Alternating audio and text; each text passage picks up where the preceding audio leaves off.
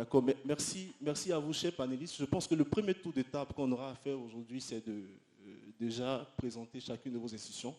Je pense que, je ne sais pas si tout l'auditoire quand même sait ce que HC Properties fait. Kaidan, le nom est revenu déjà à l'introduction avec Williams. Je pense que vous êtes sponsor important de l'événement. Sur des CIE, bon, tout le monde sait ce que ce CIE est comme entreprise pour l'État de Côte d'Ivoire. Mais le guichet unique, par contre, cette sous-direction-là, qu'est-ce qu'elle fait exactement? Donc je vous passerai la parole, vous choisirez l'ordre de prise de parole pour présenter déjà vos institutions avant qu'on rentre dans le vif du sujet. Merci.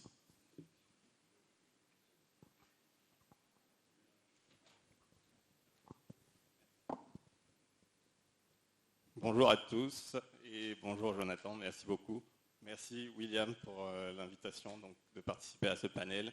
Donc, je suis Julien Astier, Managing Director en charge des investissements en Afrique subsaharienne pour HC Capital Properties, qui est un groupe qui a été créé par Cheikh Sanankwa en 2014 et qui aujourd'hui en fait est une société d'investissement et de développement avec pour principal sous-jacent l'immobilier.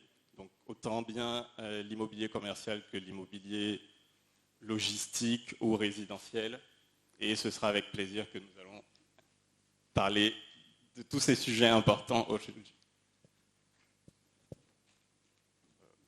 Merci beaucoup. Je suis Jean-Bernard Idonou, directeur général de Kaidan Asset Management, qui est une filiale du groupe Kaidan, qui est un groupe ivoirien à très forte croissance. Nous sommes présents dans l'immobilier, dans les technologies, mais également dans les finances. Et c'est ce qui aujourd'hui un peu justifie ma présence. Je profite déjà de l'occasion pour dire merci aux organisateurs pour l'invitation qui nous permet en même temps de mettre en valeur ce que nous savons faire. Le groupe Kaidan aujourd'hui se positionne comme un des principaux acteurs locaux dans le secteur de l'immobilier parce que simplement nous agissons principalement dans le développement d'infrastructures immobilières, notamment dans l'immobilier résidentiel, mais aussi dans l'immobilier commercial. Je pense qu'au niveau du plateau, vous verrez déjà des projets emblématiques sur lesquels nous travaillons, notamment le siège de la BNI ou encore le siège de la Direction générale du portefeuille de l'État. Ça fait quasiment 10 ans que nous sommes là et aujourd'hui, notre présence nous permettra de discuter notamment des principales problématiques du secteur de l'immobilier. Merci.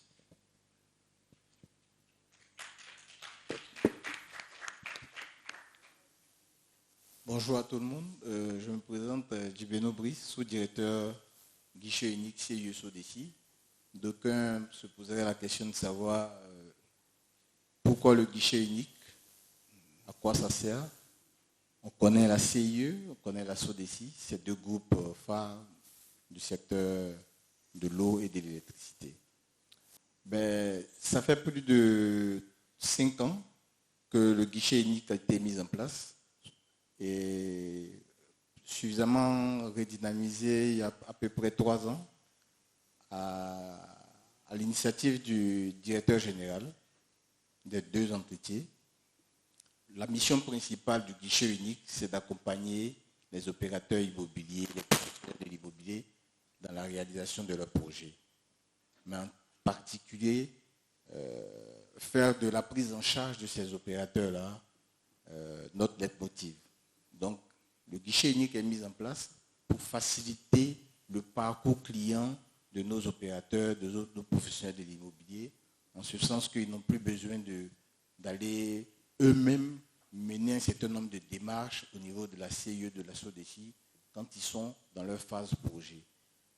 Un de nos objectifs aussi, c'est d'accompagner surtout les opérateurs dans la phase avant-projet, pour éviter bien souvent que le projet il est réalisé, il est conçu, il est conceptualisé. Dans la phase de mise en œuvre, on se retrouve face à un certain nombre de difficultés parce qu'on n'a pas prévu cela dans la planification, dans la budgétisation. les problématiques de raccordement, les problématiques d'assainissement des eaux usées.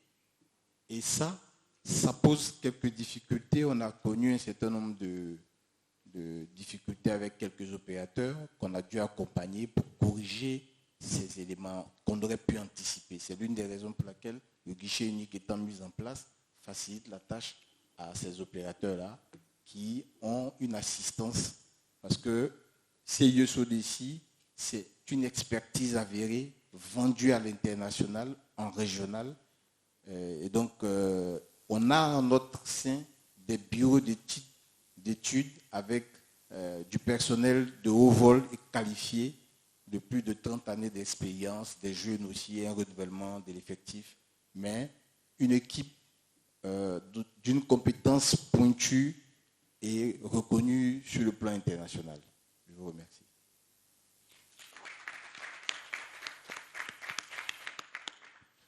Merci beaucoup, chers panélistes. Nous parlons de confiance pour stimuler le développement de l'investissement immobilier, ce qui a valu le choix des différentes entités présentes, investisseurs promoteurs, investisseurs promoteurs aussi également, la SODECI CIE.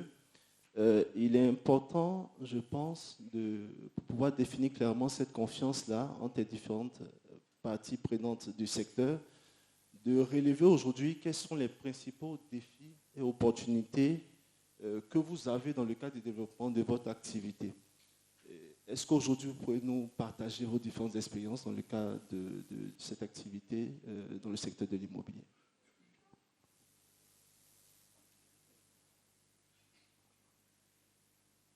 Merci Jonathan. En fait, pour remettre un peu en lumière les défis que nous avons, donc c'est très bien que M. Djibenou soit là pour pouvoir parler aussi des problématiques d'assainissement, on va y revenir.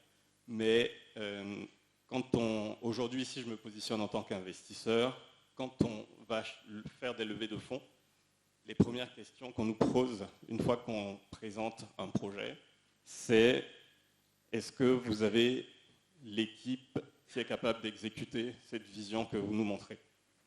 Donc, il y a un vrai sujet aujourd'hui pour nous qui est sur la formation, qui est un sujet de staffing, de pouvoir mettre des personnes devant les projets qu'on veut déployer. Donc ça, c'est un premier sujet. La deuxième question qu'ils vont nous poser en général, c'est: est-ce que le foncier que vous avez est sécurisé? Ou est-ce qu'il y a un risque quelconque que demain, en fait, on se retrouve exproprié? Ça, c'est plutôt la deuxième question qu'ils vont nous poser. Et puis, la troisième question, c'est: est-ce que vous êtes sûr que ce produit sera liquide? Il y aura des financements en face lorsque vous allez commercialiser quand il s'agit de résidentiel. Est-ce que vous pensez qu'il est suffisamment abordable, ce que vous êtes en train de faire, et que demain, il y aura des Ivoiriens en face qui pourront se permettre de l'acheter et qui vont être accompagnés par des banques? Donc, toutes ces questions-là, nous essayons de pouvoir les résoudre au quotidien et de pouvoir rassurer les investisseurs aussi à qui nous parlons pour attirer le plus de capitaux et d'essayer de leur montrer qu'il y a une vraie institutionnalisation du secteur qui est en train de se mettre en place et qui permettra de résoudre toutes ces questions. On l'espère. Alors, sur cette question-là du côté du groupe Keidan, je pense qu'on partage un peu les mêmes problématiques sur le marché, notamment le sujet de la compétence. On est dans un secteur qui a une très forte granularité parce que vous avez beaucoup de petits acteurs qui interviennent sur la chaîne de valeur des projets immobiliers et qui n'ont pas forcément toutes les qualifications ou les compétences nécessaires pour vous permettre de délivrer un produit à la hauteur des attentes de la clientèle. Et donc, au niveau du groupe Keidan, ce que nous on a fait aujourd'hui, c'est que, et ça c'est une très belle initiative du président du groupe, c'est qu'on a mis en place un projet qui s'appelle l'école des talents. L'école des talents, c'est quoi? C'est un cursus de formation dans le métier du BTP, de l'immobilier, où on aide aujourd'hui des jeunes ou bien des personnes en recherche de reconversion à mieux apprendre leur travail, que ce soit dans l'électricité, que ce soit dans la maçonnerie, que ce soit dans le carrelage, pour affiner leurs compétences et être capable de délivrer un produit qui soit à la hauteur des attentes.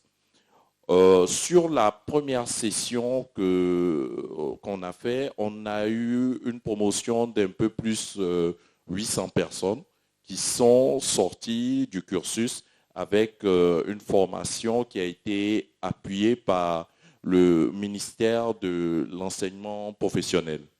Et donc, cette initiative-là nous a permis de combler une bonne partie du gap en termes de ressources humaines sur nos projets. Parce qu'aujourd'hui, quand on a un carnet de commandes qui est fourni, il faut être capable, comme l'a dit mon copanéliste, rassurer les investisseurs sur votre capacité à faire. En fait. À côté de ça, sur les problématiques, je dirais, juridiques et réglementaires, on a, bien sûr, il y a de très belles évolutions, notamment sur la sécurisation du foncier, mais je pense qu'il y a toujours certaines problématiques qui restent encore à attaquer. Tout à l'heure, on a même parlé du sujet de la copropriété, comment ça se gérait et tout ça, parce que simplement, il faut pouvoir avoir un cadre réglementaire suffisamment robuste pour pouvoir accompagner le développement de ce secteur-là. Je veux rappeler qu'on parle d'un gap de au moins 700 000 unités et principalement concentré dans le Grand Abidjan. Donc, quand on ira ensuite vers l'intérieur du pays, il faut avoir tous les outils qui soient prêts pour nous aider à faire avancer ce marché-là. La dernière problématique aussi à laquelle on est confronté, et je pense que ça c'est un problème général, c'est le financement. Comment aujourd'hui aider ce secteur-là à se développer? Nous avons des financiers, des bailleurs, notamment des banques, qui aujourd'hui acceptent d'accompagner certains acteurs, mais à quel prix? Je me souviens par exemple, on avait une transaction en cours où on a présenté le dossier à certaines institutions qui nous ont posé la question simplement, vous êtes à votre quatrième projet? Donc on vous demande par exemple d'avoir réalisé au moins 3 projets à succès avant d'accepter de vous financer. Or, si on ne vous finance pas, vous ne pouvez pas commencer le premier projet. Donc, c'est un peu complexe. Donc, aujourd'hui, on est obligé de mettre en place des mécanismes alternatifs pour pouvoir se financer. D'où la floraison, par exemple, de fonds immobiliers. Parce que vous avez des investisseurs qui croient en ce secteur-là et qui vont chercher de la rentabilité dans ce secteur-là. Et donc, je pense que ce sont de très belles initiatives à encourager. Et nous-mêmes, au niveau du groupe, nous avons pu mettre en place un fonds pareil qui s'appelle la CAFIM, qui aujourd'hui aide à développer avec un certain pool d'investisseurs plusieurs projets que nous avons dans le pipe. Je pense qu'il y a les banquiers qui sont là aussi aujourd'hui. Je pense qu'on aura le temps aussi d'échanger avec eux. Parce que l'autre point qu'on a noté aussi, c'est la limite en termes de technicité. Parce qu'il faut bien comprendre le secteur, bien comprendre comment ça marche avant de financer. Or, aujourd'hui, on est un peu plus confronté à des schémas très classiques qui ne correspondent pas forcément à nos besoins. Et donc, aujourd'hui, c'est un sujet clé pour nous. Et je pense qu'on pourra regarder un peu plus dans le détail. Je pense que j'ai été suffisamment long.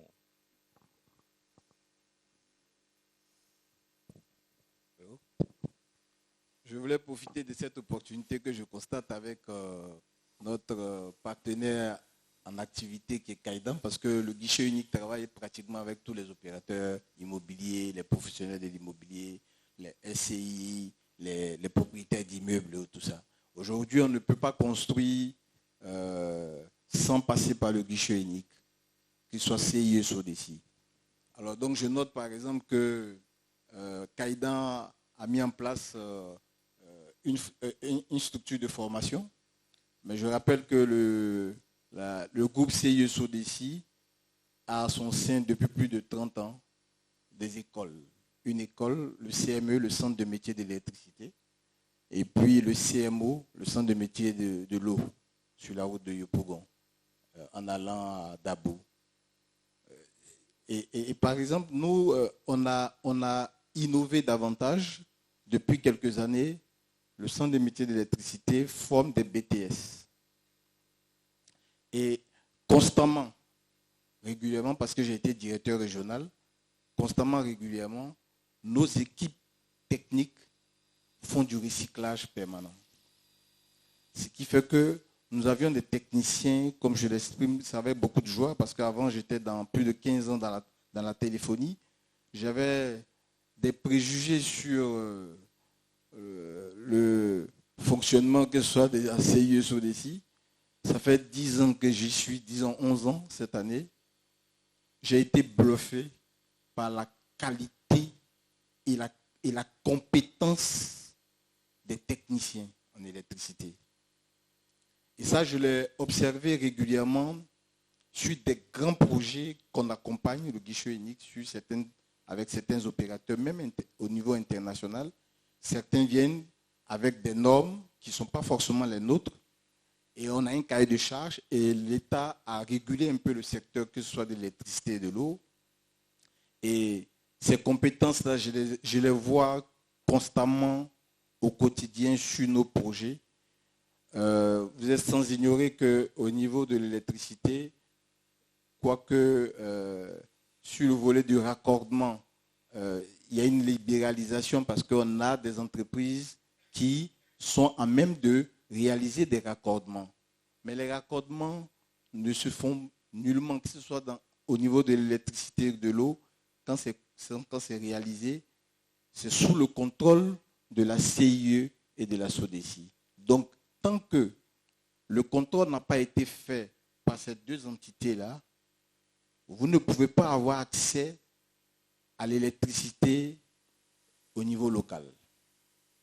Et ça, régulièrement, on constate je peux appeler ça des mineurs petites anomalies, quelquefois des situations un peu critiques, avec des recommandations, auquel cas, si la mise en conformité de l'ouvrage réalisé ne correspond pas aux normes définies, la CIE n'autorise pas que la cité ou bien que le bâtiment soit fonctionnel en termes d'électricité ou d'eau. Donc vous convenez avec moi que celui qui vient en contrôle a l'obligation d'avoir un niveau de compétence et de qualification pour pouvoir confirmer ou infirmer le résultat qui est fait. Et toutes les entreprises, la plupart qui travaillent avec des opérateurs, sont des entreprises agréées par la CIE ou par la SODECI.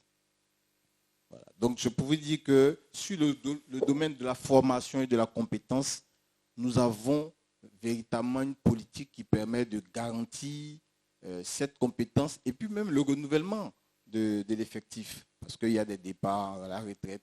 Et ce que nous faisons au niveau de la CIE SODECI, même quand il y a des départs à la retraite, très souvent, on va conserver ces compétences-là pendant maximum 2 ans, 3 ans, pour le transfert de compétences et pour l'accompagnement des nouveaux qui intègrent la structure. Maintenant, en termes d'expérience, il y a beaucoup d'entreprises, même au plan international, qui veulent réaliser des projets immobiliers.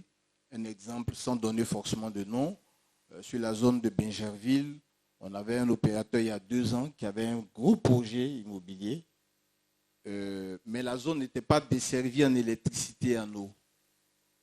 Ce que le guichet unique a fait, c'est qu'on joue le rôle de facilitateur et de représentation commerciale.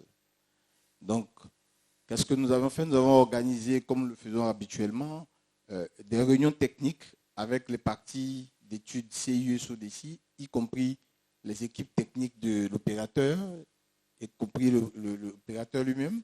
On est allé après sur le site, on a fait des constats, et il y a une étude qui a été réalisée, chiffrée, mis à la disposition de cet opérateur-là pour qu'il puisse l'intégrer dans son business model. Auquel cas, s'il ne l'intègre pas, il va déterminer des coûts et un prix de vente qui ne va pas correspondre à la réalité. Et à certaines entreprises de domaine de l'immobilier, quand ils n'ont pas intégré ces paramètres-là, ils vont définir que la villa fait 50 millions, 75 millions, mais ils n'ont pas accès à l'électricité dans leur périmètre.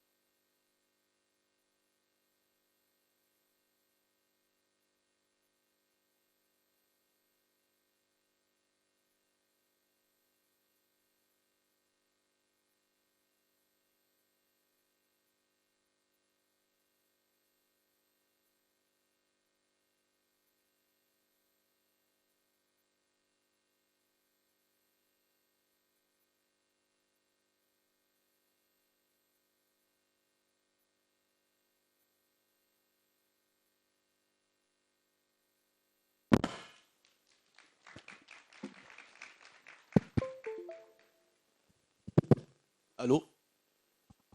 Je pense que dès que tu as fini, le courant est revenu. La CIE a amené le courant. Donc, merci Brice, je pense que c'était très instructif ce que tu viens de donner comme information. Avant de revenir à mes deux compères financiers, ça me pousse à te poser la question, comment on se retrouve dans le cas où l'opérateur peut venir présenter un projet dans une zone où, selon la planification qui a été faite, le plan directeur qui a été défini, l'alimentation se fera dans une durée bien déterminée. Est-ce que ça veut dire qu'en amont, dans la conception du projet, dans les accords qui ont été obtenus, soit au ministère de la Construction, dans d'autres entités publiques, ces points n'ont pas été pris en compte dans l'analyse du projet? Qu'est-ce qui pourrait, je dirais, nous mettre dans ce cas de figure-là? Ça, c'est la question que j'ai pour toi. Pour nos amis financiers, investisseurs, je pense que sur les aspects formation, je vous félicite déjà pour le travail qui est excellent, qui est fait. L'école de la seconde chance chez nos amis de Kayden, c'est un projet personnellement auquel j'y crois et ça a donné des résultats assez importants parce que je pense qu'il faut aider une bonne partie de nos jeunes aujourd'hui qui doivent être aidés dans le développement de capacités professionnelles qui font face à un besoin réel d'employabilité dans notre pays. Donc je dirais ces actions qui sont posées là sont très louables. Ma question pour vous deux, c'est de savoir aujourd'hui, est-ce qu'il existe un cadre de concertation aujourd'hui avec l'État? Parce que j'ai noté des problèmes, des défis réglementaires qui sont assez importants. Je sais qu'il y a eu des évolutions ces dernières années, mais est-ce qu'il existe aujourd'hui un cadre de concertation? Dans ce cadre de concertation, vous partagez, je dirais, vos problématiques et vous avez en face de vous une oreille favorable qui vous écoute et il peut en découler des solutions assez pratiques. Est-ce que c'est des choses qui sont existantes aujourd'hui? Le ministère de la Constitution est là et pourra nous dire également s'il y a des points. Donc je laisse la parole à Brice et puis après. Juste un rappel là, comme dans mon développement, je ne suis pas revenu. Je dirais à notre partenaire Kaidan qu'on on va se revoir pour voir comment on peut les accompagner aussi dans le cadre de la formation de leur personnel au niveau de l'électricité et puis de l'eau. Donc, je vais me faire fort d'être l'intermédiaire auprès des structures comme le centre de métier pour créer la connexion. C'est aussi notre rôle, créer la connexion pour faciliter les choses. Alors, pour revenir à la question, c'est dit que, par exemple, si on prend le cas de l'opérateur sur Bingerville, c'est un projet pensé, mais c'était pas suffisamment, c'était pas totalement affiné parce que l'État avait concédé le périmètre, mais l'État savait que la zone n'était pas desservie. L'État a concédé, l'État savait que la zone n'était pas desservie. Il y avait des protocoles d'accord qui devaient se finaliser, donc il y avait des négociations. Mais l'opérateur a souhaité par anticipation comprendre. Et compte tenu du fait que nous, on avait acté avec l'opérateur pour l'accompagnement, nous avons mis l'accent sur la problématique, il avait conscience. Et donc, nous, on a pris sur nous, comme j'ai dit par anticipation, de pouvoir chiffrer les études, de telle sorte que l'opérateur soit plus à l'aise dans ses négociations avec l'État. Parce que si l'État, il négocie avec l'État, que l'État doit faire les investissements pour l'extension du réseau, en fonction du protocole, il y a des négociations qui permettent aussi à l'opérateur d'obtenir un certain nombre d'allègements sur un certain nombre de choses. Donc, nous, ce qu'on a fait, c'est vraiment de faciliter la compréhension des problématiques qui se présentaient sur l'environnement, tant au niveau de l'électricité qu'au niveau de l'eau. Et quand on parle de l'eau, ce n'est pas seulement le processus d'amener d'eau, hein, c'est aussi l'assainissement. Parce que regardez, une cité qui est construite, s'il n'y a pas d'assainissement, ce n'est pas un cadre de vie qu'on offre. J'ai l'habitude de dire aux opérateurs avec qui je discute que vous n'êtes pas des constructeurs de maisons. Vous êtes des structures qui apportent des solutions, qui vendent un cadre de vie. Vendre un cadre de vie, ça veut dire que je construis une maison, j'intègre le paramètre assainissement parce qu'une cité où on ne peut pas évacuer les eaux usées, mais c'est une bombe à retardement. C'est tout sauf une maison qu'on a offerte à quelqu'un. Vous voyez, donc ça, c'est des problématiques que nous essayons de résoudre. Mais aussi, ce qu'on fait depuis quelques années, nous avions, comment je peux appeler ça, nous avions une filiale qui s'appelle Smart Energy, qui travaille sur tout ce qui est problématique d'efficacité énergétique. Et là, cette année, on envisage de faire des recommandations, de faire des propositions aux opérateurs sur les solutions d'efficacité énergétique pour permettre aux acquéreurs d'avoir des maisons de qualité, mais à des coûts, je dirais, en fait, de consommation d'électricité beaucoup plus adaptés. Voilà.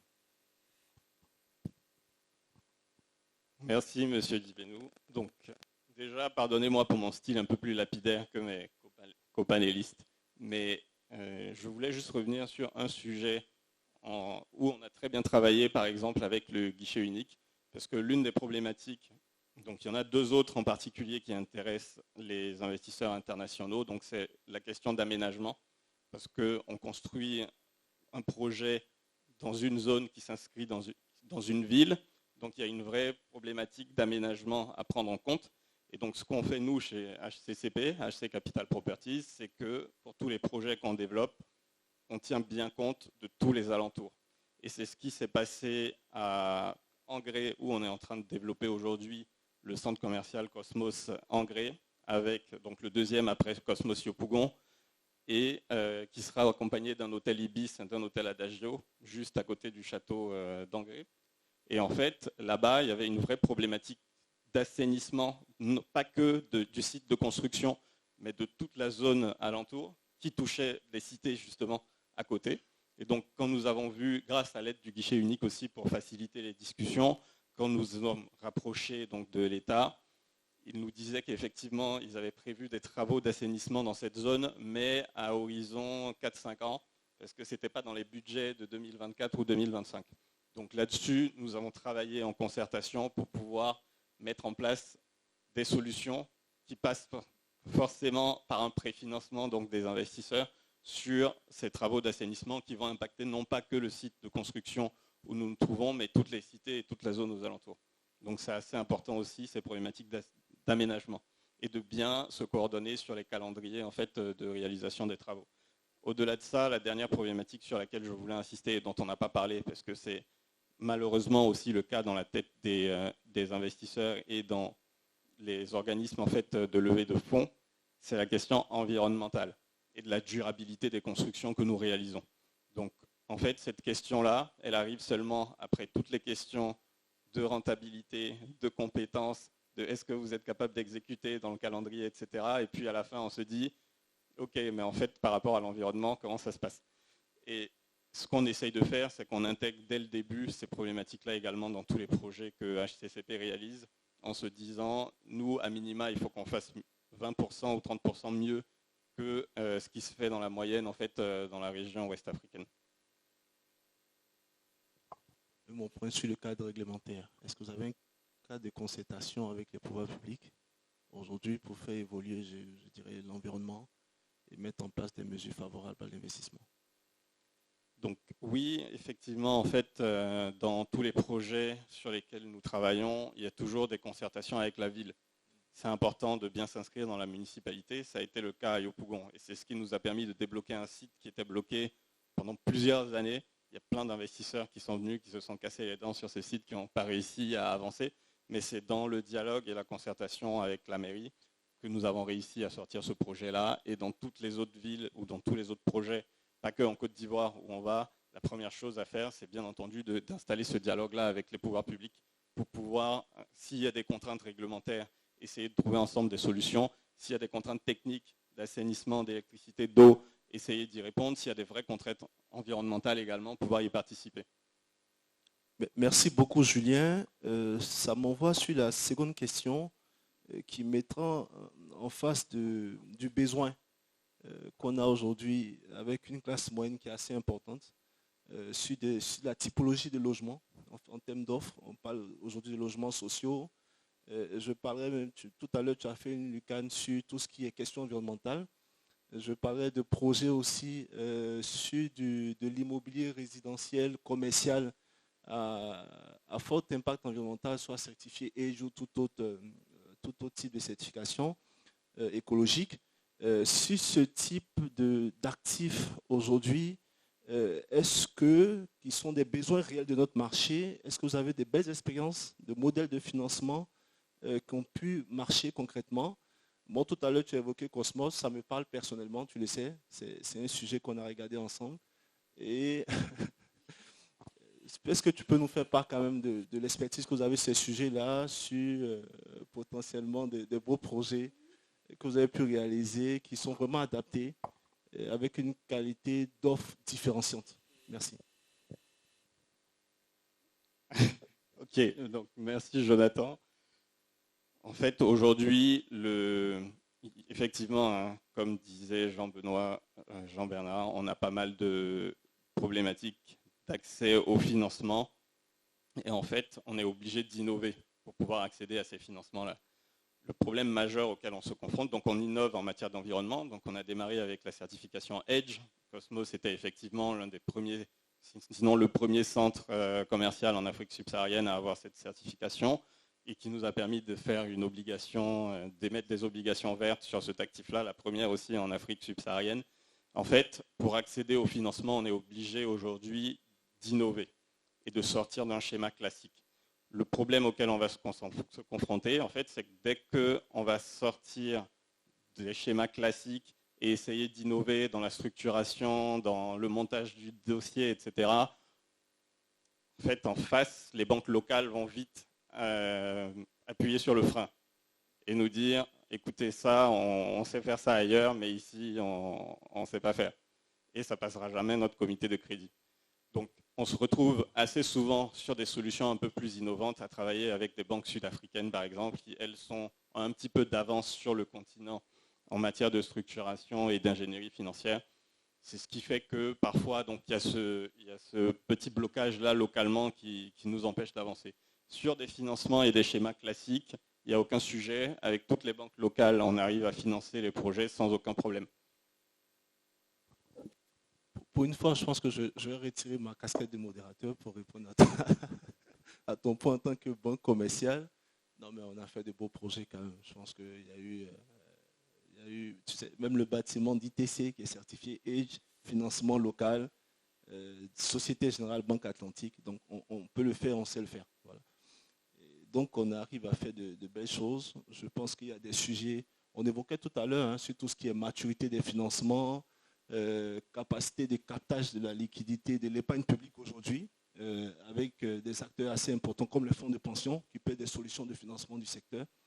Et Jean-Bernard, j'aimerais vraiment que tu nous proposes des solutions de financement pour des solutions pour tout ce qui est logements sociaux, par exemple. C'est un besoin qui est assez important. Je sais qu'en Côte d'Ivoire, il y a eu plusieurs politiques et programmes qui ont été lancés, qui ont fait beaucoup de publicité. Dans les faits, on a vu peu de choses réellement. Aujourd'hui, est-ce que Kaidan, par exemple, qui est un acteur, un promoteur très connu, a une solution assez concrète sur tout ce qui est financement des logements sociaux pour des populations? Jonathan, c'est une grande question. Je ne pense pas être peut-être le super savant sur le sujet. Mais par contre, ce que je veux partager avec tout le monde, c'est que le sujet des logements sociaux n'est pas nouveau en Côte d'Ivoire. Parce que je pense que tout le monde ici sait un peu ce qu'on appelle un logement Sikoshi ou bien Sogefia. Il répond typiquement à ce qu'on appelle un logement économique.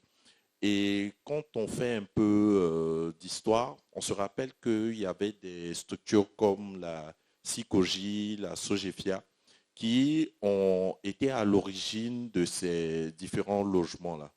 Et donc, si la Côte d'Ivoire a déjà réussi à le faire, c'est simplement parce qu'initialement, on avait pu mobiliser des capitaux à long terme, parce que c'est critique pour ce type de projet. Aujourd'hui, ce que nous faisons pour essayer de remédier à cette situation, parce que simplement, on n'est plus dans cette situation où on a accès à des capitaux à long terme, parce que simplement, je me souviens un peu, quand encore j'étais banquier, je voyais encore dans les portefeuilles de mes clients des titres à maturité 30 ans, 40 ans émis par l'État de Côte d'Ivoire. Et donc, qui ont servi à financer ce type de projet. Aujourd'hui, ça n'existe plus sur la place. Quelles sont les alternatives? Aujourd'hui, on a une économie où, et Jonathan, tu l'as expliqué tout à l'heure, on s'est aperçu que simplement, il y avait une épargne locale qu'on n'arrive pas à capter. Et cette épargne peut être aujourd'hui une alternative pour le financement de ce type d'actifs-là. Qu'est-ce qu'il faut faire de notre point de vue? Il faut pouvoir proposer des solutions d'épargne qui s'appuient sur l'immobilier et qui aujourd'hui soient capables de capter l'intérêt de ces populations-là. Vous avez généralement des personnes qui, moi aussi je fais ce rêve-là de temps en temps, je vais construire mon immeuble. Mais je ne suis pas promoteur immobilier, je ne suis pas constructeur. Mais si en échange, j'ai un produit d'épargne qui me permet aujourd'hui de construire, de produire des logements et qui à la clé est capable de me produire un rendement suffisamment acceptable, Je suis totalement d'accord. Et à côté de ça, ce qu'on peut exploiter aussi, c'est notamment des bailleurs de fonds comme les fonds de pension, notamment les caisses de retraite, qui aujourd'hui, et les compagnies aussi d'assurance, qui aujourd'hui arrivent à capter, à mobiliser des ressources à long terme qui peuvent être allouées à ce type de sujet-là. Je pense que le sujet n'est pas suffisamment encore adressé au niveau de ces entités-là pour qu'elles soient impliquées dans la réalisation de ce type de projet. Et je pense que ce serait bien d'inviter ce type d'acteurs-là à ce genre de panel-là pour les intéresser, pour leur dire qu'il y a une opportunité pour vous en tant qu'investisseurs. Vous avez du rendement à capter sur ce marché-là. Venez avec notre argent. Nous, on vient avec notre professionnalisme, notre savoir-faire, et ensemble, on va pouvoir faire de l'argent. Merci beaucoup. Je pense qu'il y a beaucoup de compétences locales sur le secteur de l'immobilier pour le développer, pour le renforcer, pour répondre aux besoins qu'on a dans notre pays aujourd'hui. Et ces échanges qu'on a eus ont permis encore de le démontrer. Je pense que Kayden, c'est une belle réussite. AC Properties, on se parle tout le temps, c'est aussi de très belles réussites. Ce sont des acteurs ivoiriens qui font des choses assez intéressantes sur le marché local ivoirien qui répondent aux nécessités de notre pays. Avant de clôturer ce panel, j'aimerais avoir des questions potentiellement des personnes à l'Assemblée, à nos panélistes, suite aux échanges qu'on a eus. On a relevé plusieurs défis réglementaires, financiers. On a apporté des solutions qui ont déjà été testées, prouvées par les différentes entités présentes. Ils sont ouverts. Je prendrai aussi, si je coule à la casquette du banquier commercial, nous sommes ouverts à des questions sur ce sujet. Je ne sais pas si dans l'Assemblée, quelqu'un a une question pour les panélistes et le modérateur.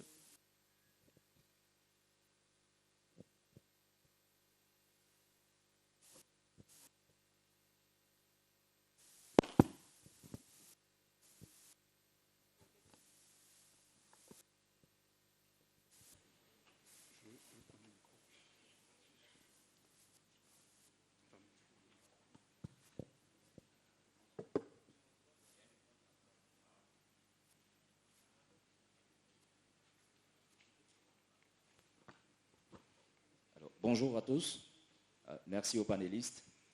Je pense que le thème a été suffisamment développé. Je suis maître Aké Guy Serge, avocat. J'ai une question que je voudrais poser. Relativement à la question des logements sociaux, je pense que nous tous ici, on n'ignore pas que s'il y a un besoin de près de 700 000 logements par an dans notre pays et qui s'accroît au fur et à mesure, c'est parce que certainement les projets qui sont faits et qui aboutissent généralement, ce ne sont pas des projets de logements sociaux. Parce que ce sont des logements qui ont un certain coût et de sorte que les personnes qui peuvent y avoir accès, ce ne sont pas celles qui sont éligibles aux logements sociaux. Alors, selon vous, compte tenu du fait qu'aujourd'hui, le domaine rural, il y a très peu de projets qui sont développés là-bas, quelles sont les solutions vraiment efficaces que les acteurs de l'immobilier peuvent mettre en place pour essayer de réduire ce gap-là en proposant des logements sociaux dans des zones qui puissent être accessibles à la population qui en a réellement besoin.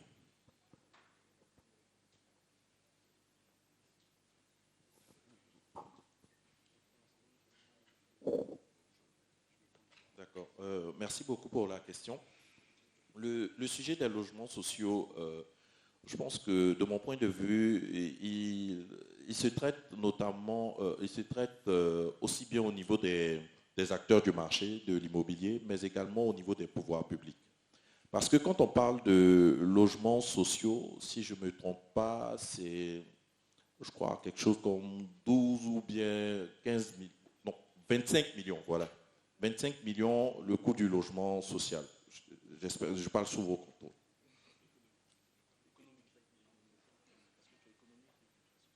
Ok. Économique et social, 25 millions maximum. D'accord.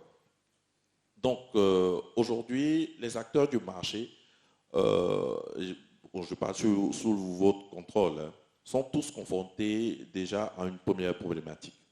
Pour pouvoir construire, il faut avoir un terrain. Et ce terrain-là, il faut qu'il soit viabilisé. Aujourd'hui, les autorités accompagnent. Elles fournissent le terrain, elles fournissent tout l'accompagnement juridique nécessaire. Mais quand on vous donne un terrain brut, il faut pouvoir faire les VRD. Ça a un coût. Quand vous faites les VRD, déjà vous majorez les coûts de 20%. Ensuite, il y a la problématique des intrants. Aujourd'hui, on est localement, par exemple, vous avez peut-être la tonne de ciment, si je ne me trompe pas, vous pouvez être à 80-90 000. Avec un tel coût, ça devient rédhibitoire de pouvoir produire des logements qui soient dans cette marge de prix-là. Donc, aujourd'hui, tous les acteurs du secteur sont en train de réfléchir pour trouver des solutions. Est-ce que ça doit être au niveau des pouvoirs publics de fournir encore plus d'accompagnement pour pouvoir réduire vraiment les coûts et puis pouvoir produire des logements sociaux pour pouvoir satisfaire les besoins. Et donc, les concertations et les réflexions sont en cours. Et je pense que très récemment, j'ai vu dans la presse que déjà, il y avait des financements qui avaient été mobilisés par l'État pour pouvoir commencer à déployer des programmes de logements sociaux. Donc, je crois, et j'ai la ferme conviction que dans des horizons de 3 à 5 ans, je pense que cette problématique-là sera traitée, même si on ne pourra pas avoir une réponse totale, mais de manière partielle, elle sera traitée. Et au fur et à mesure, je pense que des solutions vont foisonner, parce que de mon point de vue, il faut déjà la première expérience. Et par la suite, sur la base de cette première expérience-là, on continuera à déployer.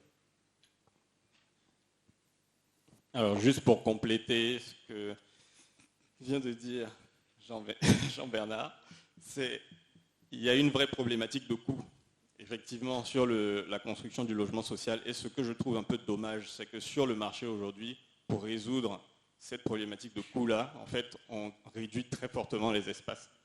Aujourd'hui, le logement social, en fait, ils essayent de rentrer dans les coûts simplement en réduisant très fortement la surface. Un logement social, il doit être décent, il doit être confortable. Il ne s'agit pas de rogner sur les surfaces pour essayer de faire en sorte d'avoir quelque chose qui marche en termes de coût. Et pour ça, pour que ça puisse fonctionner, il faut déjà un financement qui soit fortement subventionné. Donc ça, malheureusement, l'État va avoir du mal à y échapper, parce que dans les modèles qui fonctionnent et où le logement social est vraiment abordable et décent, il y a des caisses des dépôts qui viennent subventionner les financements, faciliter l'accès au financement pour les promoteurs à des coûts beaucoup plus attractifs, et qui derrière, en contrepartie, ces promoteurs-là s'engagent à ne pas dépasser un certain prix. Et à côté de ça, il y a des incitations fiscales qui viennent accompagner en fait, et réduire fortement les coûts. Et quand je parle d'incitation fiscale, je ne m'arrête pas que sur les exonérations de TVA, ça va beaucoup plus loin que ça. Il y a des impôts fonciers, par exemple, qui sont gelés sur plusieurs années. Il y a tout un mécanisme en fait, de subvention qui vient aider à réduire fortement les coûts de construction pour pouvoir proposer des logements sociaux décents à ces prix donc, qui sont fixés à 13 millions. Mais ce n'est pas possible aujourd'hui pour un promoteur qui veut survivre de construire à 10, 11 millions et derrière de revendre à 13 millions. C'est un modèle qui ne fonctionne pas. Et la seule façon qu'aujourd'hui les promoteurs ont trouvé pour pouvoir le faire, c'est de réduire très fortement les surfaces et de densifier. Et finalement, ça crée des copropriétés et des modèles qui se dégradent assez vite et qui ne sont pas durables. Donc pour ça, il faut plusieurs échanges entre les acteurs publics, l'État et pas que les professionnels de l'immobilier, parce que pour prendre l'exemple de la France, en fait, c'est une initiative qui a démarré à la base de sociétés qui n'arrivaient pas à loger leurs salariés et qui ont démarré par faire du 1% patronat en se disant on met 1% de nos profits en commun, on crée un pot commun pour essayer de trouver une problématique, nous, pour loger nos salariés. Donc en fait, ce n'est pas une question qui concerne que le secteur, mais c'est vraiment une question qui concerne tout le monde et qui est de plus en plus pressante avec l'urbanisation croissante et la population également.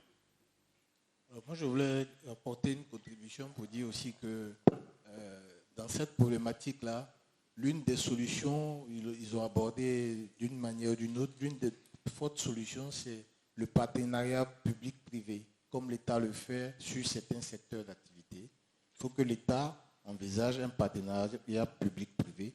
Vous prenez, on en discutait tout à l'heure avec les panélistes avant de monter sur le podium là.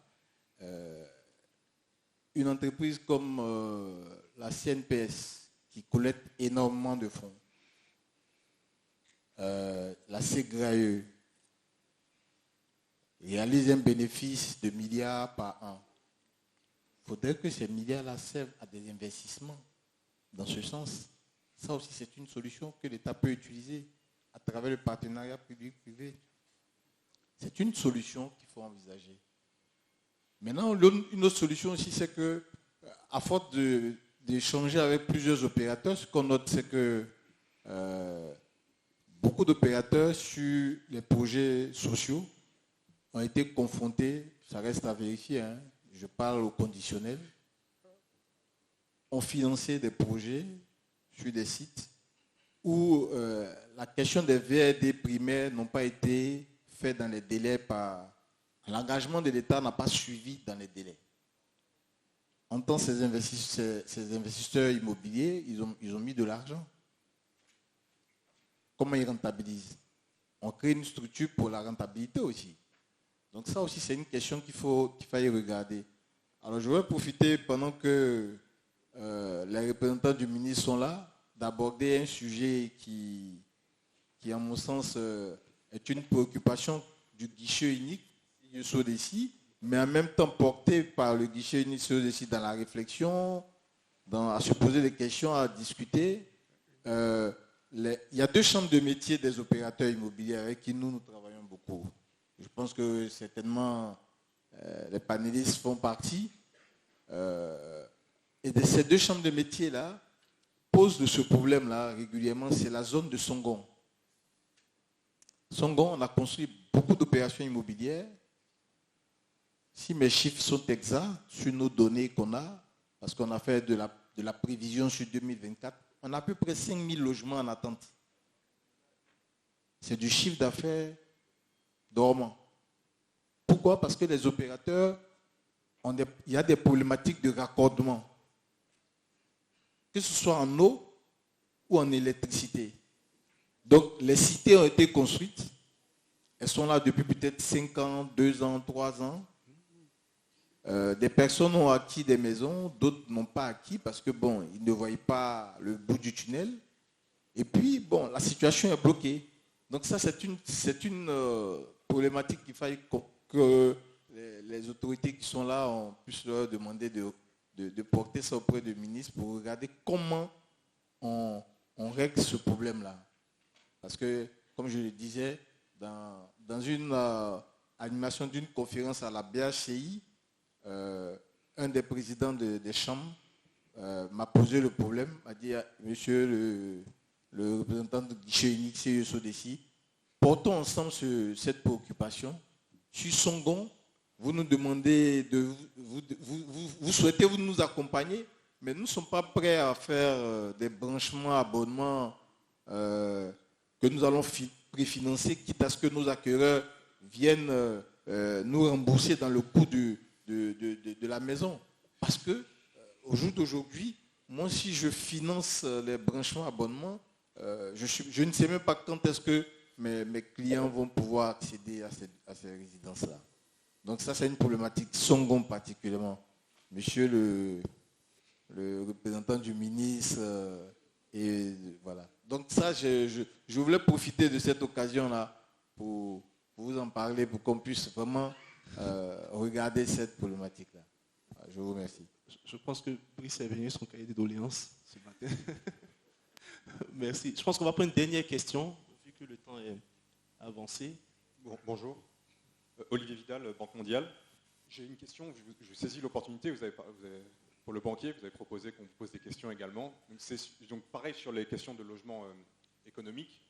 C'est sûr qu'il y a un problème à réussir à trouver une solution pour sortir des logements à le moindre coût possible, pour servir cette demande de 700 000 logements, de déficit de 700 000 logements. Mais même si l'État, les promoteurs, on arrive à trouver un moyen pour qu'on puisse sortir de logement, disons, à 15 ou 20 millions et que les promoteurs puissent conserver leur marge et que les investisseurs puissent garantir leur retour sur investissement, il faut aussi s'assurer que ces 700 000 logements soient commercialisés. Et donc là, là je me tourne du coup vers les banques. Comment faire pour que cette demande, ces 700 000 ménages donc, qui sont souvent travaillent dans l'informel, ont des revenus assez bas, comment faire pour qu'ils puissent accéder au financement pour ces logements? Donc c'est là où je tourne vers vous. Quelles solutions on peut envisager pour servir la demande? Parce que même un logement à 10 millions, il faut que les ménages le financent. Donc, voilà. Je pense que sur ce coup-là, l'État a fait un travail quand même. Hein. Le CDMA a été mis en place par l'État pour faciliter l'acquisition des logements sociaux. Donc, ne sont admissibles que ceux qui ont un certain niveau de revenus. C'est l'une des premières conditions pour pouvoir accéder. Et puis, je crois que le taux est à 5%. Donc, je veux dire que l'État, quoi qu'on dise, on peut reprocher beaucoup de choses, mais il faut reconnaître que l'État a fait énormément, mais il reste énormément encore à faire. Déjà, sur la question de la sécurisation du foncier, aujourd'hui, avec les ACD sont difficilement attaquables. Le traitement des ACD, moi je me rappelle, pour avoir un ACD, j'ai mis 5 ans. Mais aujourd'hui, je dis, théoriquement, c'est 90 jours. Théoriquement, c'est 90 jours. C'est vrai que il pourrait avoir quelques rallonges, mais tout compte fait, même si on est à plus de 82 jours, à moins de 6 mois, c'est un exploit. Contrairement il y a 5 ans, 10 ans, c'est véritablement un exploit et c'est une avancée considérable dans le secteur de l'immobilier, dans l'écosystème de l'immobilier. Donc, le ministère de la Construction fait énormément, sécurise les ACD, donc le foncier, donc ça crée moins de conflits. Il n'y a pas de fait à 100% idéal, mais il faut nous reconnaître que, contrairement à 5 ans, 10 ans, c'est vraiment quelque chose de considérable. Donc l'État a fait des efforts et l'État accompagne les ménages à faible revenu à travers le système de CDMH pour leur permettre de bénéficier. Donc si vous avez un salaire au-dessus de 500 000, vous ne pouvez pas accéder à ces logements-là, à ces coûts préférentiels avec vos banques. Mais si vous avez des salaires en dessous de 500 000, 100 000, 200, 300 000, c'est possible. Donc, et l'État a communiqué suffisamment sur ces questions-là. Donc je pense qu'il y a déjà des pistes de solutions qui ont été abordées, des actions qui ont été menées, mais tout reste à faire parce qu'on est dans un système d'amélioration continue et donc de la dynamique du marché. N'oublions pas qu'aujourd'hui, sur le marché des BTP, c'est 5% du PIB. Le poids du secteur du BTP représente 5% du PIB, du produit intérieur brut. C'est 28 000 emplois que le secteur du BTP réalise.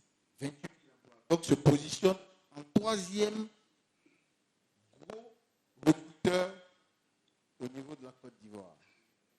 Derrière le secteur du commerce qui fait 31% et le secteur de la manufacture, industrie manufacturière qui fait 15%. Le BTP vient en 10%. Et chaque année, 10%. C'est considérable. Et un indicateur important qu'il faut retenir, de 2012 à 2018, le taux de croissance annuel était de 26%. Sur le BTP, taux de croissance annuel moyen, 26%. Pour un chiffre d'affaires de l'ordre de 450 milliards, on est passé à 1527 milliards. C'est presque quadruplé. Et l'indicateur fort qui montre que le BTP a une dynamique forte, c'est la demande en ciment.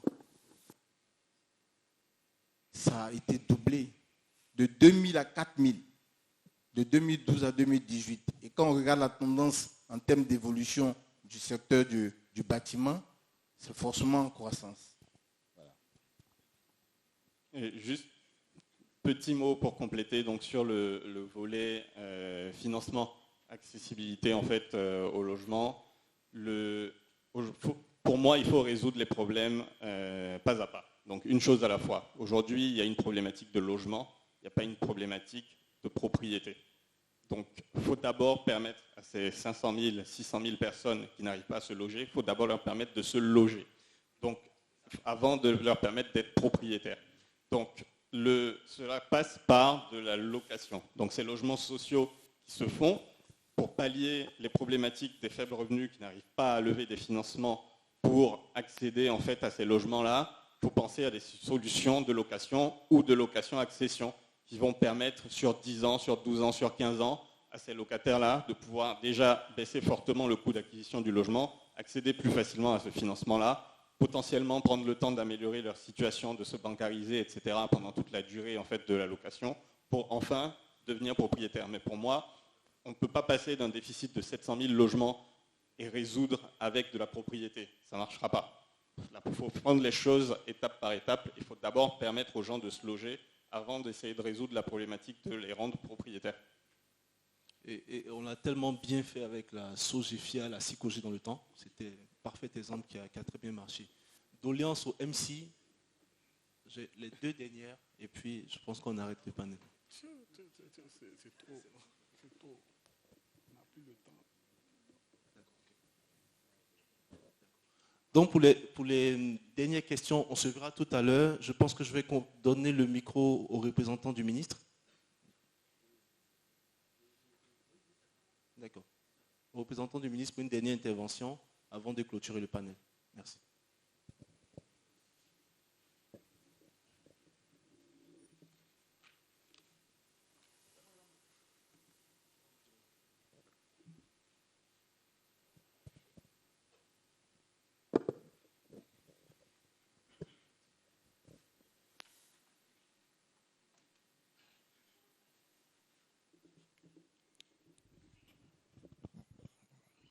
C'était mieux si je ne vous voyais pas, je suis intimidé. Alors, je voudrais très sincèrement remercier les organisateurs de ce salon, donc qui nous permettent de pouvoir réfléchir ensemble sur un certain nombre de thématiques qui sont très pertinentes. Et je voudrais, avec lui, au nom du ministre Bruno Nabagné-Koné, remercier les panélistes qui, je pense, ont pu répondre à vos préoccupations.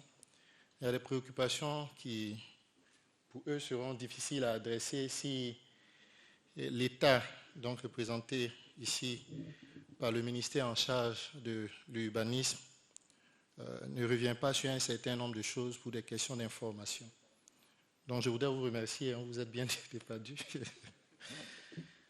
Alors, enfin, mon collègue sera avec vous la durée de ce salon pour échanger sur un certain nombre de problématiques, mais je voudrais rapidement, avant de me retirer, aborder un certain nombre de points, désolé de m'incruster comme ça dans votre programme, aborder un certain nombre de points qui ont été relevés par les différents participants.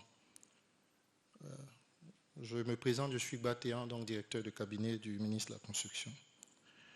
Il y a déjà le mot introductif de M. Carius qui, pour ma part, était très pertinent, où il a relevé un certain nombre d'éléments qui pourraient encore faire l'objet de réflexion. Tout ce qu'on a dit sur l'anticipation, la planification urbaine et l'aménagement du territoire. Et ça se résume en un mot qui est la planification. Comment est-ce qu'on planifie aujourd'hui le développement de nos agglomérations, le développement de nos villes. Donc je voudrais vous remercier pour vos mots. Donc j'ai pris bonne note et j'espère qu'avec ces échanges, on va mieux adresser un certain nombre de problématiques. Il y a une problématique qui a été relevée tout à l'heure, c'est la question de la viabilisation des sites qui sont affectés aux promoteurs. Je pense qu'il y a des promoteurs qui sont dans la salle, qui font face à cette grande contrainte qui, au fur et à mesure, est en train d'être adressée. Je ne voulais pas prendre la parole, Mais il est important peut-être de rappeler un certain nombre de choses. Mais permettez qu'au cours de ce séminaire de réflexion, nous soyons plus silencieux, plus aptes à vous écouter pour prendre vos recommandations et puis mieux adresser les politiques publiques. Donc on va très peu intervenir au cours des échanges, mais plutôt donner un certain nombre d'éléments qui vont nous aider à mieux construire la réflexion. Sur la problématique des VRD, je vais prendre le cas spécifique de Songon. Alors le site de Songon est un site qui est en développement depuis au moins 5 ans. Il y a pas mal d'années que le site se développe. Les promoteurs ont eu beaucoup de mal à commercialiser les logements à cause de cette contrainte de viabilisation. Mais quand vous voyez, le site est quand même bien aménagé. C'est-à-dire qu'il y a de la voirie, il y a des réseaux d'amener d'eau potable, d'électricité. La difficulté qu'on a eue sur Songon, pour ne pas faire dans le politique, c'est la voie d'élargissement qui va à Dabou. Donc, au cours des travaux, les câbles ont été sectionnés. Les câbles ont été sectionnés. C'est ce qui, aujourd'hui, a fragilisé l'amenée d'électricité sur le site. Sinon, si vous partez sur le site, les promoteurs peut-être sont là, ils voient que les grands postes transfo sont là, Côte d'Ivoire Énergie, tout le monde a bien travaillé. Mais sauf que ceux qui ont fait la route ont sectionné les câbles. Nous sommes en échange avec l'AGEROUTE pour pouvoir faire les dernières évaluations et puis corriger cette situation. C'est pourquoi le Premier ministre alors est passé sur le site même pour faire un certain nombre de remises des clés. Donc il y a des investissements qui sont en train de régler définitivement le cas de Songon. Mais ce qui nous a retardé, parce qu'instruction avait été donnée par le Premier ministre à l'époque, de pouvoir finaliser ce site-là en 2023. On a eu du mal à cause de l'élargissement, mais c'est quelque chose qui va être réglé, on espère, au cours de cette année. C'est le cas particulier de Songon. Mais quand vous allez sur le site, vous voyez la qualité des investissements qui ont été déjà déployés par l'État. Ce n'est pas le cas sur d'autres sites où on a encore du mal, où il y a des promoteurs qui ont été installés. Il y a ce qu'on appelle les sites anciens qui ont été développés dans le cadre du programme, c'est le site de Songon, de Modeste au niveau de Bassam, de Bingerville, on a un site à Bingerville, et de Cité Ado sur la route des BMP. Vous voyez que sur l'ensemble de ces sites, il y a toutes les commodités. Donc on essaie vraiment de finaliser tous les sites anciens, mais c'est, comme au risque de me répéter, c'est le cas de Songon aujourd'hui qui nous pose un peu de difficultés à cause des problèmes d'élargissement de la voie. Alors, il y a un élément sur lequel je voudrais revenir, comme il y a des promoteurs et autres. Vraiment, il faudrait se tenir un langage de vérité, ne pas trop édulcorer les choses parce que le ministère est là. Il faut dire les choses comme elles sont. C'est très important pour qu'on puisse aussi mieux adresser nos politiques. Vous avez des promoteurs, par exemple, qui viennent, qui disent, écoutez, comme plusieurs le font, qui n'est pas vraiment la bonne procédure, mais il faut qu'on ait peut-être un échange pour qu'on renforce les capacités sur les procédures d'acquisition en matière foncière. Un promoteur s'élève, il va et discute avec une communauté villageoise, il mobilise souvent, il ne mobilise même pas 5 hectares parce que c'est très peu dans sa rentabilité, il va faire 200 hectares. Il fait 200 hectares, il dit au ministre de la Construction, tiens, je veux un ACD sur les 200 hectares. Il ne se pose même pas la question de s'il y a les réseaux dans cette zone. Ce qui l'intéresse, c'est de mobiliser le foncier. Et malheur au ministère, si le ministère dit, bon, écoutez, on pense qu'avec la planification, on ne va pas envoyer les infrastructures là-bas tout de suite, essayez de vous rapprocher ou peut-être commencer sur un site qui est à proximité des réseaux sur 5 hectares, ça met du temps. Les ACD mettent du temps.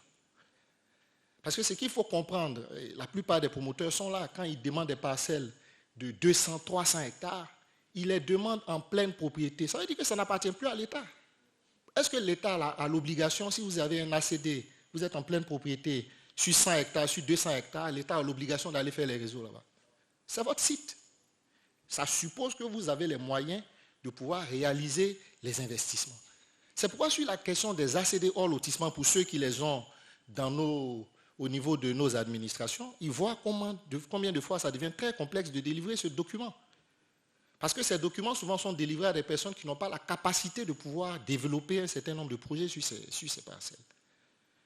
Donc on a essayé de renforcer un peu la réglementation pour en prendre de moins en moins et amener vraiment des personnes qui ont la capacité de fournir un aménagement conséquent pour pouvoir demander ce type d'acte. Mais la question des VRDL est essentielle parce que je pense que les panélistes, c'est des professionnels, vous-même vous êtes des professionnels. Le logement qui est social, c'est un logement qui est aidé. Pour un logement où l'État va financer les VRD, où l'État va faire tout ce qui est exonération fiscale, l'État va purger les droits coutumiers, on se retrouve à des coûts subventionnés qui sont de l'ordre de 40, voire même 50% pour le logement. Donc, si le promoteur devait prendre pour lui-même le financement de toutes ces activités, il va passer du simple au double. Et c'est la triste réalité que nous vivons aujourd'hui. Donc aujourd'hui, c'est de dire, est-ce qu'il n'y a pas lieu de pouvoir densifier les zones déjà bien urbanisées, où on a des réseaux, et quelle est l'opportunité aujourd'hui d'aller se mettre dans des fins fonds, dans des villages, ou des villages. Bon, c'est vrai que Carius a parlé de mieux aménagement du territoire, mais est-ce qu'il ne faudrait pas développer ces projets immobiliers ou ces programmes immobiliers à proximité des réseaux? Et lorsque le ministère, avec les techniciens que nous avons, commençons à réfléchir si ces problématiques, on dit ça dure, ça met du temps, signez vite. On signe vite. Après, vous dites, mais on ne peut pas amener des réseaux. Mais vous êtes en pleine propriété, débrouillez-vous. Et quand c'est comme ça, on est en pleine propriété, on fait tout pour se faire inscrire dans le programme présidentiel de logement pour dire, ah ben tiens, dans notre protocole, on vous a dit de faire les réseaux. Bon, ça commence à devenir un peu compliqué. Donc, je jette un pavé dans la mare pour qu'ensemble on réfléchisse, mais pour vous dire un peu les difficultés qu'on a sur ces questions. La question de... Je voudrais faire dire un petit peu ce qui se fait aujourd'hui sur le cadre réglementaire au niveau du foncier urbain. Les collègues ici ont rappelé un certain nombre de réformes avec les ACD, les délais de traitement et autres. Mais ce qu'il est important de comprendre, c'est de bien dire au ministère quel est le projet qu'on veut réaliser. Parce que voyez-vous, il y en a ici peut-être qui sont en train de parler d'immobilier, il y a de l'immobilier bâti, il y a de l'immobilier non bâti. Il y en a qui vont faire des demandes d'ACD hors lotissement, mais simplement parce qu'ils veulent morceler l'espace et le vendre. Donc il est important de dire ce que vous voulez faire et puis après on peut essayer de regarder un certain nombre d'éléments. Donc la bonne définition du projet nous permet de mieux vous accompagner. Et nos services sont là, je vois la direction des grands programmes immobiliers qui sont là, qui pourront vous accompagner. Ils ont parlé des fonds verts. Sur le programme présidentiel de logements sociaux, on ne va pas refaire tout le débat. Je pense que vous savez plus ou moins ce qui a été fait, ce qui n'a pas marché. On essaie de mettre à plat un peu les choses pour essayer de relancer. Mais pour vous dire, en ce moment, l'État est en intense discussion avec les caisses pour pouvoir financer les programmes de logements sociaux, puisque c'est des programmes qui sont aidés. Donc on a besoin de financement long sur ces programmes. On a commencé également, il y a un cas de concertation qui se met avec la PBF pour regarder comment est-ce qu'on peut mieux, avec le secteur bancaire, adresser les questions du logement. Ça nous permettra de répondre à la question du collègue de la Banque mondiale qui est pertinente, qui est de dire aujourd'hui, si on arrive à produire, je dis n'importe quoi, 20 000, 30 000, 40 000, 50 000, 100 000 logements, est-ce qu'on est sûr d'avoir des gens qui peuvent accéder à ces logements, même à des prix qui sont dits économiques ou sociaux? Ça veut dire qu'on manque aujourd'hui, et peut-être ça peut être un sujet pour votre groupe de recherche, d'une meilleure quantification de la demande et de cette demande-là qui est solvable en lien avec les banques. On a quelques chiffres sur la question. C'est pourquoi nous sommes dans des développements pour des populations que nous maîtrisons plus ou moins. Quand je dis une population que je maîtrise moi en tant qu'État, c'est un fonctionnaire, c'est un agent de l'État, où je sais que sa paie est à la solde. Mais je ne sais pas totalement maîtriser les revenus des personnes qui sont, même étant dans le secteur formel, qui dépendent d'entreprises. Donc il y a besoin vraiment peut-être d'une étude pour pouvoir bien adresser la question de la demande et voir si l'offre qu'on veut développer peut être absorbée par la demande. On a parlé également de certains mécanismes incitatifs. Je note avec beaucoup d'intérêt les mécanismes dont vous avez parlé, notamment pas seulement les questions d'exonération fiscale, mais les questions d'exonération au niveau même de l'impôt qui est foncier. Mais lorsque nous menons ces échanges avec les administrations qui sont en charge des finances publiques, elles nous disent si on s'ampute de l'impôt foncier derrière, comment est-ce qu'on finance autre chose? Je regarde le collègue de la CIESO ici qui me dit mais il a un chiffre à développer sur le site de Songon, il faut qu'on finisse vite, mais il ne me dit pas quand on va finir, est-ce que sur la marge qu'il va dégager, est-ce qu'il va me donner quelque chose? Bon, voilà. Mais c'est des questions qui sont importantes et je pense que c'est le sacrifice de toutes ces administrations-là qui nous permet, parce que lui il va dire, mais quand je dégage du chiffre, ça ne va pas dans ma poche, ça va dans la poche de l'État. Donc je demande à l'État d'aller faire bon. Et nous, on dira, nous, ministère de la Constitution, ça va au Trésor. Bon, voilà. Il y a un peu de redondance sur ces questions, mais ça nous permet au moins de regarder quels sont les mécanismes concrets qu'on doit pouvoir lever, enfin, de financement qu'on doit pouvoir lever pour adresser la question du financement. Je voudrais terminer, pour ne pas être long, et désolé vraiment de prendre ce temps-là pour expliquer un certain nombre de choses. Je voudrais terminer sur la question de la formation. Vous savez, notre secteur, le secteur qui est le nôtre, c'est un secteur qui est partagé, manque de formation, même des professionnels. C'est-à-dire quelqu'un même qui est un professionnel de l'immobilier, qui ne connaît même pas les textes qui régissent la matière immobilière, va vendre des maisons à des gens qui eux-mêmes ne comprennent rien. Donc ça crée un melting pot qui n'est pas très intéressant. Parce qu'aujourd'hui, même quand on discute avec les acteurs de l'immobilier, les acteurs du secteur de l'immobilier, très peu sont abonnés à nos pages. Très peu connaissent nos textes. Je pense qu'il y aura un débat dans le deuxième panel sur la nouvelle réglementation, sur l'ACD, est-ce que ça sécurise mieux? C'est demain, est-ce que ça sécurise mieux? Mais vraiment, ceux qui vont en parler, j'espère au moins qu'ils ont lu la réglementation. Et que ce n'est pas une interprétation de journaux qu'on va venir défendre houleusement ici. Ça devient un peu compliqué. Donc la question de la formation est pour moi une question qui est importante pour les acteurs de l'immobilier.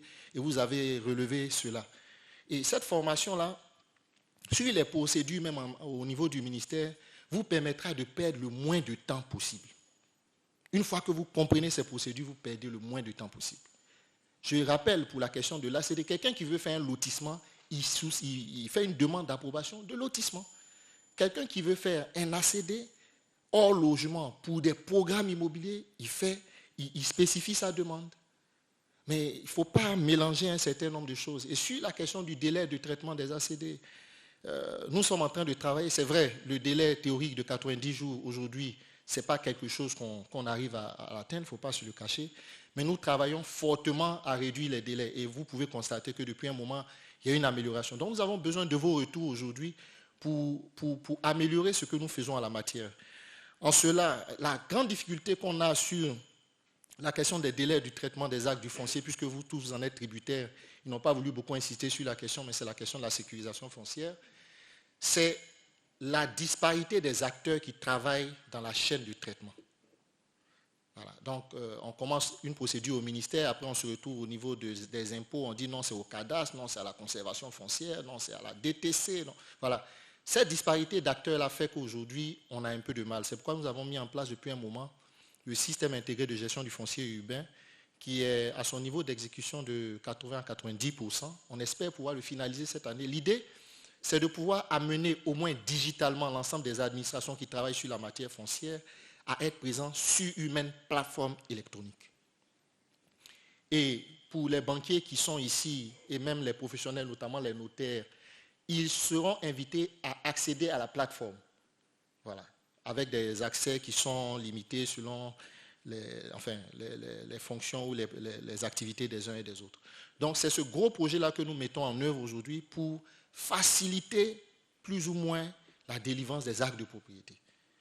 Voilà. Il y a cet élément. Et le deuxième élément, c'est pour ceux qui investissent dans l'immobilier, ils vont entendre parler de conventions tripartites.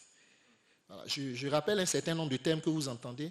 En fait, quand vous vous levez, vraiment, excuse-moi, je vais le dire en même temps avant de partir. Quand vous vous levez, que vous partez voir un détenteur de droits coutumiers et vous partez acheter une parcelle, d'après vous, 100 hectares, avec une convention dite notariée, ça ne veut rien dire. Parce que la parcelle, elle n'appartient pas au détenteur de droits coutumiers que vous appelez propriétaire terrien que vous allez voir. Elle appartient à l'État en milieu urbain. Mais l'État lui reconnaît des droits coutumiers. Quand vous allez conventionner avec cette personne, sans que l'État n'en soit informé, c'est le premier niveau de risque.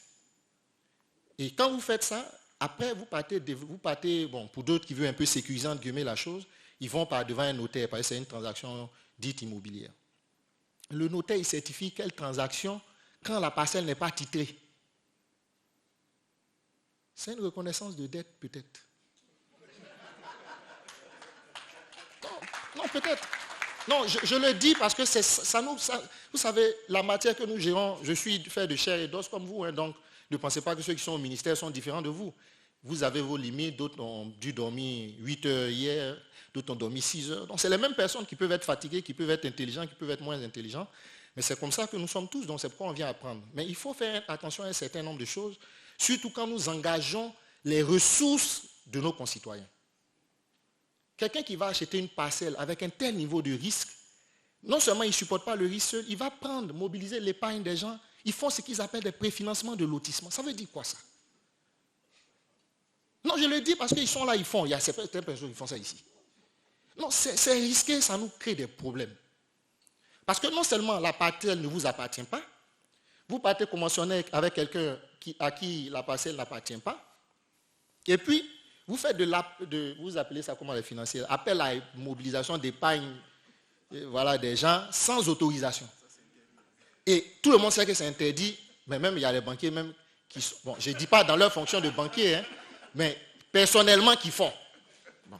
Ça crée un problème. Pourquoi? Parce que la convention telle que vous la signez avec le villageois ou le détenteur de droits coutumiers ne vous apporte aucune garantie. C'est pourquoi nous avons introduit dans le cadre de l'ACD hors lotissement les conventions tripartites.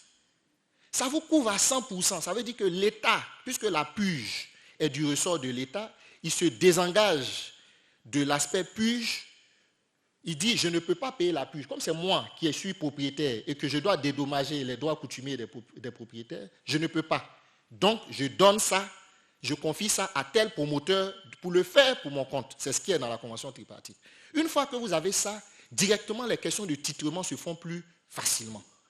Donc, quand vous allez faire une demande d'ACD hors lotissement, à un moment donné, nonobstant le fait que vous ayez cette convention avec les villageois, on va vous demander de faire une convention tripartite. Et qu'est-ce qui va se passer? Parce que vous avez perdu beaucoup de temps entre la convention que vous avez faite les villageois et la demande d'ACD que vous faites, 1 ou 2 ans sont passés. Quand on met la convention tripartite en enquête pour demander aux détenteurs de droits coutumiers, est-ce que vous avez effectivement donné à cette personne? Ils disent non. Ils font une opposition. Et donc, on ne peut pas vous délivrer un titre foncier sur la parcelle. Et c'est là où tous les ennuis commencent. Parce qu'ils ont estimé que vous avez fait 2 ans, vous avez mis trop de temps, il fallait faire ça en 6 mois, et comme vous avez mis du temps, eux, ils ont donné à quelqu'un d'autre. Donc, il se trouve que nous-mêmes, ministère, on reçoit plusieurs demandes d'ACD sur des parcelles différentes. C'est ça, le drame que nous vivons aujourd'hui dans ce secteur. Donc, avec la digitalisation que nous sommes en train de faire, nous arrivons à régler plus ou moins les doubles demandes sur les lots qui sont issus des lotissements approuvés, mais les lots hors lotissement restent encore quelque chose que nous n'avons pas suffisamment bien adressé. Je le dis et je le confesse. Donc c'est important déjà comment le promoteur qui est immobilier acquiert la parcelle. Et pour acquérir une parcelle où on va engager 1000, 2000, 3000 citoyens, il faut s'assurer qu'on est bien fait. Et qu'on ait au moins un titre de propriété. C'est pourquoi lorsque nous voulons donner un agrément pour un programme immobilier, on s'assure que la personne est propriétaire du terrain. Et ça me permet de rebondir sur les réformes, sur les agréments au niveau du programme immobilier avec les questions de copropriété. Voyez-vous, à Abidjan, on est nous tous les créateurs des problèmes, qu'ils soient pouvoir public ou secteur privé. Et les seules personnes qui en pâtissent, c'est les personnes qui n'ont rien à voir, qui souscrivent à nos opérations. De plus en plus, on a des opérateurs qui se permettent, ou des promoteurs qui se permettent, sur des programmes immobiliers, de vendre des espaces en copropriété. Et ça se fait. Ah non, mais c'est moi, parce que l'ACD en son nom, il a 10 hectares d'ACD en son nom, il a réalisé le programme sur 4 ou 5 hectares. Les 5 hectares restants qui sont des espaces verts, des aires de jeu, un petit terrain de foot, il dit, bon, tiens, ça fait un moment, comme je n'ai pas pu réaliser l'espace, je décide d'en faire un logement. Et il le vend. Et malheureusement, avec la faiblesse de la réglementation par ailleurs, on a pu observer des gens qui ont pu avoir des titres de propriété sur ces espaces qui sont divers. Pourquoi? Parce que quand l'ACD, je vous explique simplement pour que vous compreniez, parce que l'ACD au nom du promoteur, quand le programme est agréé, c'est toujours en son nom, quitte à ce que les gens souscrivent et qu'il y ait un morcellement des parcelles des personnes qui sont propriétaires. Mais on n'a pas encore morcelé l'espace du programme en copropriété. Et c'est là où, récemment avec la réforme qu'on a introduite, pour ceux qui vont introduire bientôt les agréments, pour ceux qui ont déjà commencé, ils voient qu'on mentionne dans l'agrément du programme immobilier que ces espaces-là sont affectés à l'État. pour le sortir du patrimoine du promoteur. Il faut que le promoteur comprenne, soit il s'entend bien dans le cahier de charges ou dans ce qu'il commercialise, de dire, écoutez les gars, vous venez habiter dans la cité, mais le stade ne vous appartient pas, le groupe scolaire ne vous appartient pas. Moi, ça me permet d'équilibrer mon modèle financier pour rentabiliser mon projet. Quand les gens le savent, voilà. Mais on ne peut pas mettre des gens dans une cité et puis dire, ah ben tiens, l'espace vert là, ça traîne depuis 5-10 ans, on va en faire aujourd'hui un centre commercial. Et même pas au profit des copropriétaires, mais au profit du promoteur. Voici un certain nombre de sujets, je pense qu'il faudrait avoir une plateforme d'échange pour qu'on puisse véritablement travailler à adresser ces questions-là aujourd'hui qui sont réelles. Et pour terminer, je voudrais vous remercier pour l'attention, ça a été long, mais ça nous permet d'avoir des échanges. Et ne vous gênez pas, même si Philippe est là, on a un autre collaborateur qui est là, à poser toutes les questions, nous allons les relever, faites les remarques les plus pertinentes. On a même les résultats de vos travaux de l'an dernier, on va réceptionner pour ceux de cette année, pour qu'ensemble on puisse construire l'action publique. Je vous remercie.